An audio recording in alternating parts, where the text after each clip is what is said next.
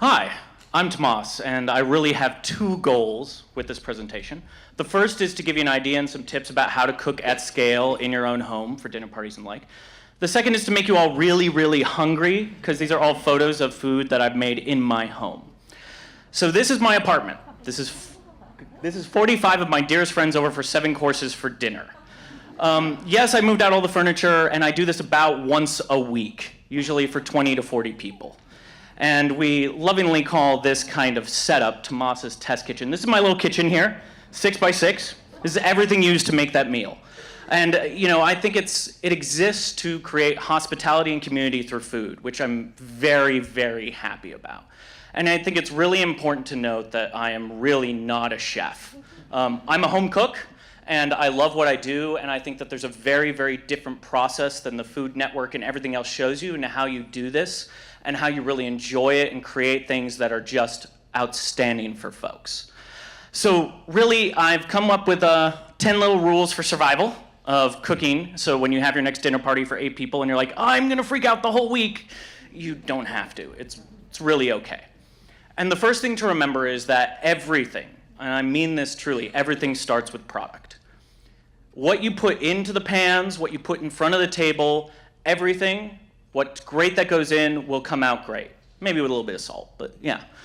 Overall, it's actually really hard to find great product in San Francisco sometimes. I've tried the delivery services, I've tried the grocery stores. You're gonna have to travel. Go to the farmer's market. This is my little motorcycle. You can see that my eyes are bigger than my bucket. To an extent, you need to remember that you really have to hunt for these things. Go to the purveyors, go to the farmer's markets, go to these things. Make sure you talk to the actual farmer. 2, heat sources govern your cooking capacity. I can't tell you how many people I've had who've been like, I will make 3 potato gratins, all different types. And they throw them in the oven and they take twice as long to cook, and then they miss the whole window for their dinner party. Look, choose a heat source. This is how I break it down, right? Oven, I have 2 of them. Convection and a still. 4 gas burners that I can barely fit anything on because they're 24 inches. 1 induction and a couple sous vide units. I never assign something to a heat source more than 1 time per day. Just remember that. So when you have things, be like, oh, I can make that sauce. 2, when creating a menu, just don't use those multiple heat sources.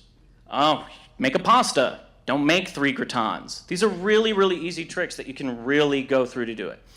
The next thing is probably actually the most important rule, but more boring. Make a prep list or you will suffer.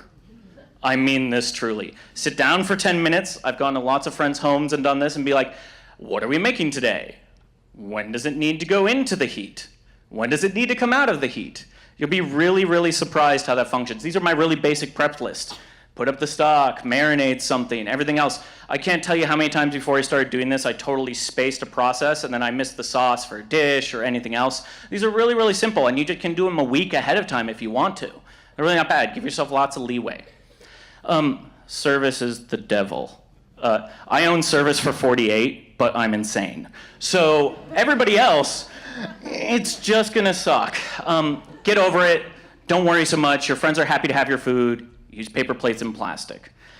Learn what'll keep and what can be pre-made. I'll make my stocks a few days in advance. Sometimes I'll even, cook up meats before pre-sear a few days in advance. Seriously, give yourself a couple days. You don't have to make it all on site the day of. Use your refrigerator. Makes life way easier. And, this kind of brings it more to a social component, which is a lot of my friends, no matter how hard I try, they really always come in and go, how can I help? How many of you do that, right? Raise hands. Yeah? Yeah, you people are the bane of my existence, because the kitchen's 6 by 6 and there's 4 people in there being like, can I help you? Can I help you? And you're like, just space, please. No, really, and I really love having them over and everything. You have to always, I tell my friends constantly, please come to dinner more often. I love seeing you. People inherently, we've lost that things. And you'll inherently mess up a lot of dishes. I have made some epic failures that are some of the most entertaining ever. I've spilled entire containers of soup and prep across the floor in the middle of 20-person audiences. And then this is more interesting. Exchanging value changes the tone of dinner. I never charge. I love the kind of phrase from a European sociologist that says, a network belongs to you, you belong to a community. I think that really holds true with this stuff. And then the last is, get a mascot. This is my dog. Really makes my days better. Or get a friend. That works too. Right? I have a friends who kind of become mascots. These kind of 10 tips really walk you through stuff. If anybody wants to talk after about food and everything, I'm always game, but that's a little bit of a preview of what we do. Thanks.